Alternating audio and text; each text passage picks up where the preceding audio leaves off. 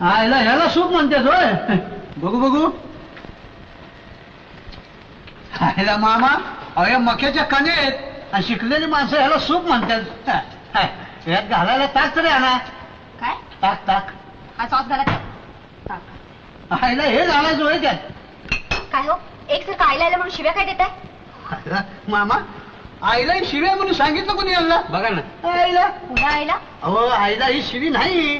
ते आता यांना सगळं व्याकरण सांगावं लागणार. तुमचं हे पण परंतु व्याकरणात काय आहे काय हे बोला की. उभयान्वयी अव्यय हे हात मागे. आमच्या आईला तसंच आहे. आता उदाहरण सांगू.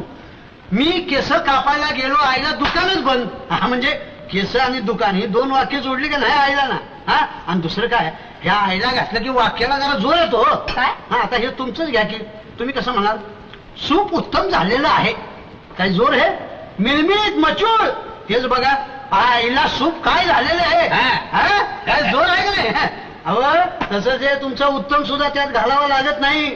असं हे आमच्या आईला व्याकरणातली सगळी कामं करतोय बघा. पुरे पुरे खूप झालं मगासपासून आता सूप